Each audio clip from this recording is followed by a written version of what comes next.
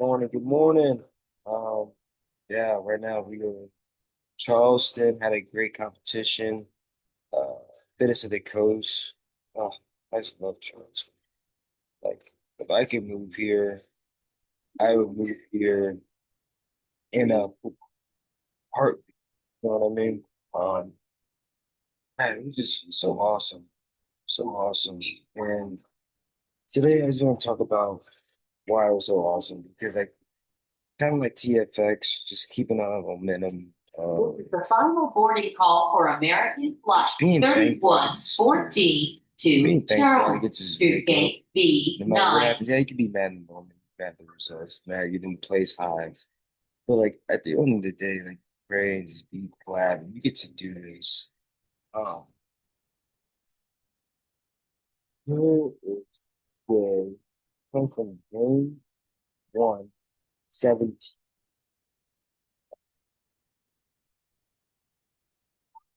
So pretty much it says every good gift and every perfect gift is from above, coming down from the Father of lights, with whom there is no variation or shadow due to change.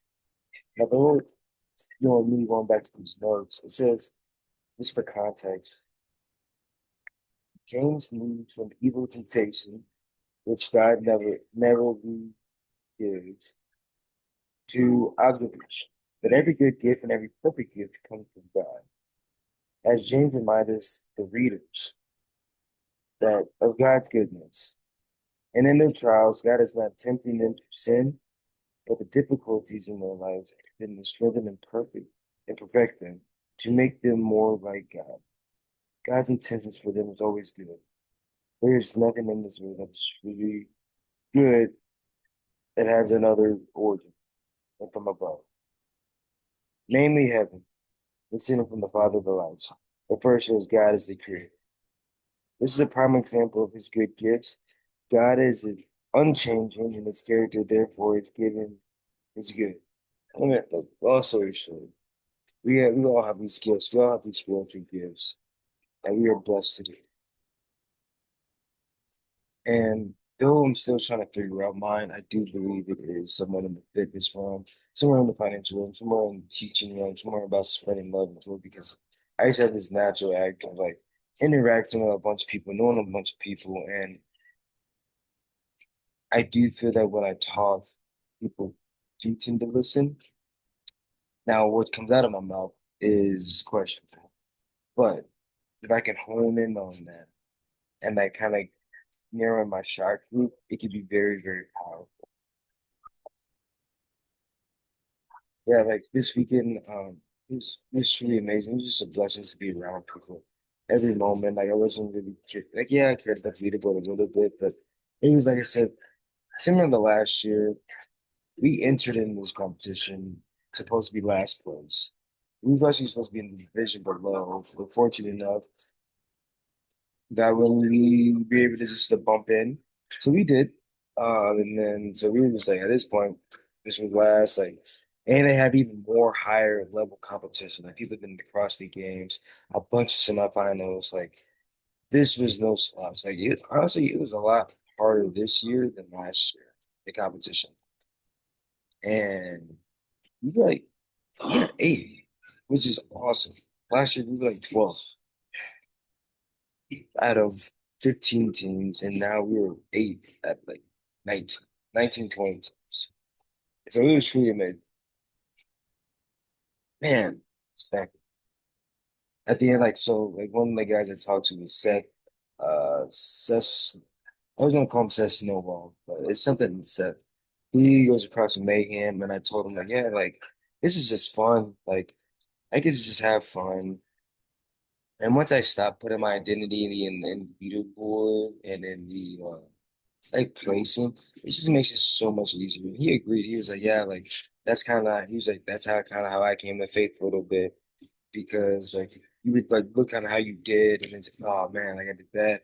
And like almost like that was your identity. Like I'm just a 17th place loser, or I'm this, or I'm a winner at this local comp. Like, once you get yourself out of that, And it's like, I am a child of God.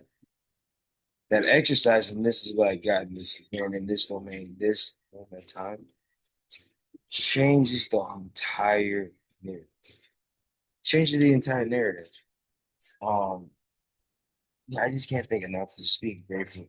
I'm grateful for my buddy Jesse, who I've been seeing since the point, and like it's like moments like this for me aren't so much about the competition. Like, yeah, it's nice little tune up, but it's like a reunion to get back to the people and see everybody that I like try to stay connected with and that involved local all the time. But like being able to see them means so much more to me. Being able to like hug and cheer for them and they're cheering for me. It's been like most things like these past what has it been like 6 months? I think actually it's been that like 5 or 6 months since I'll say 5 months since one of the two. Like I no longer feel fake. Like my discernment has been sharpening. It was dual to where like the people that I wanted to receive love from, they weren't able to give it to me. But it's nice because then I can separate myself and pour into stuff before it into me. And that was a big thing. What been going on in my personal life. He's like my big brother, Jesse, man. He taught me like how to like run a gym, how to like really care for athletes, how to care for the members. And and I'll always give him credit for that. But he was like, yeah, man, you just gotta pour into people that pour into you. So you have people in your life that are pouring into you. Hone in on that, and it's gonna be way more fulfilling. So you can't pour from an empty cup. So if you're not getting it refilled back, how are you gonna help others? So, and like looking back in hindsight, like there's been so many different changes in my life, but it's all been for the good. It's all been for the better. And gosh, it's good. I'm glad I'm so happy I get to do this. I'm so glad I get to get these gifts and shit. And like it literally opens up the door. Like, man, what changed in your fitness? What changed in your routine? Well, once I stopped putting my faith in my identity, I put in the void. Like I'm now seeing how like these gifts and these opportunities is like a little gateway to sharing my faith. And that's what I've truly been helped so much about this world of following Christ. So find your gift and you and like that's why I don't want to come up as a Bible thumper all the time to people. I just try to breadcrumb them. Um kind of like I treat religion kind of like I do fitness a little bit. So when like I want kind of like I want my fruit to be the example, right? I want to be able to show people like what's been going on inside me. So when they ask, because it's like when they do CrossFit, like you do really well. Oh, what programming do you do? Oh, I do this, and it opens up that door. Same way of like, oh, what changing your mentality? Why do you seem like a different athlete? Well, actually, my faith is, and putting my identity in Christ is actually helping out a ton. So you see what I'm saying? So figure out your gift and figure out how you can breadcrumb people. That's all we've been asked to do is use your talents, use your gifts, God-given gifts in order to love you. Yeah, it'll be great.